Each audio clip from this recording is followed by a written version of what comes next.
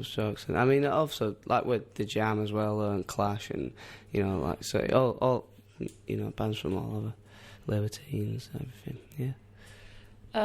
I wouldn't say I hear the hip hop influence in your music at all, but I do hear it in your lyrics. Am I wrong there? No, I suppose that is a bit subliminal. Maybe that's when in like I don't know, but we concentrate on like, you know, rhythms and stuff as well as much as like we concentrate on like lyrics. We kind of try and experiment with rhythms, and so like I mean our drummer's like, you know, he's well into like kind of hip hop and stuff like that. I mean, you know, he likes like John Bonham, like the Led Zeppelin drummer, but he's also into like Questlove. If you, you know, like he's Roots band and that. You know, we like that, and you know, so he's kind of well into all that sort of stuff. So we like to do a bit of, you know, concentrate on the beats as well, sort of thing. So, how would you say you grew up musically? I mean, would you go to bands yourselves or? We always just go and watch bands and that. What's been your biggest experience in that respect? I don't know.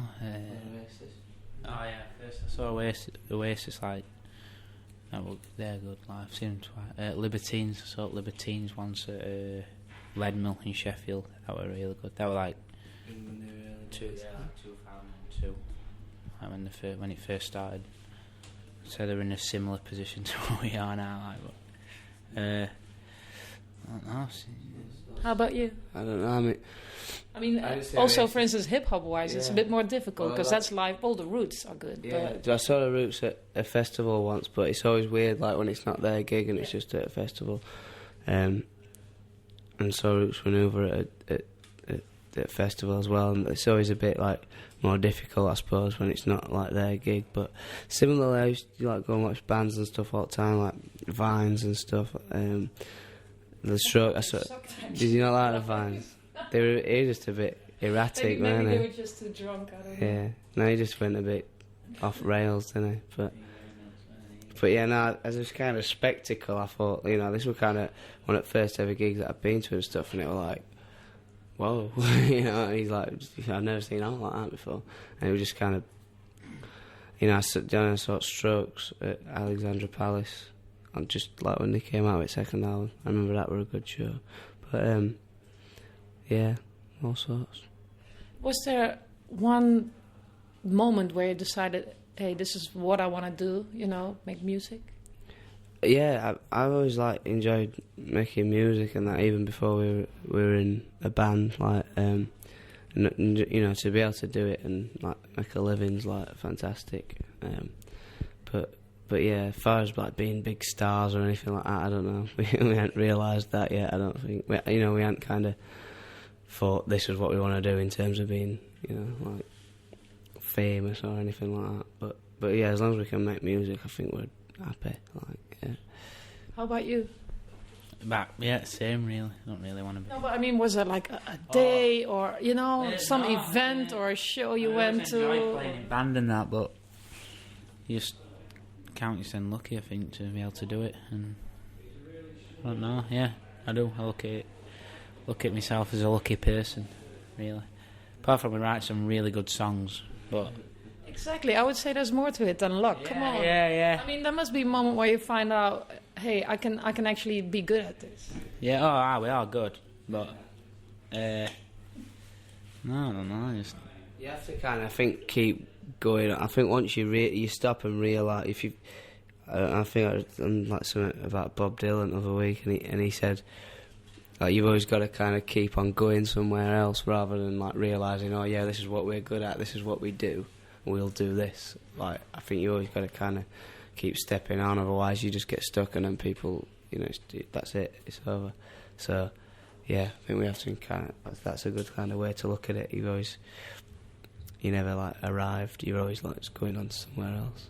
Did you see that Bob Dylan documentary on the BBC? Yeah, that's what he said it on. Yeah, that's the thing he said it on. Because I never really even knew that. I never, you know, no, I'm not a big Bob Dylan fan or anything. I've never known that much about him. I mean, just getting into it now, like after watching that. But that were interesting, I thought.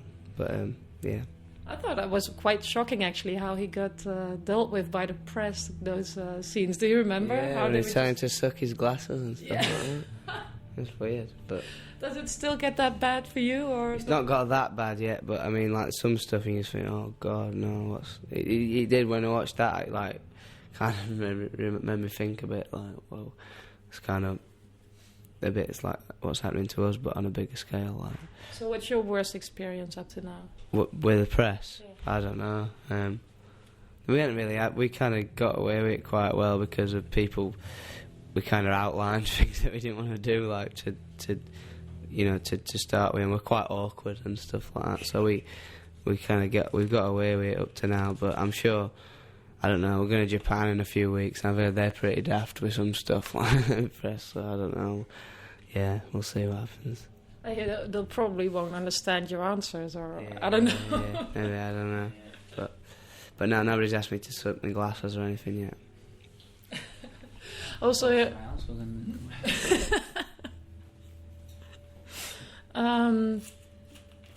there were some really crazy stories about where you got your name from, but I usually hate those questions, but I like crazy stories, so tell me about that. It was just named after the drummer.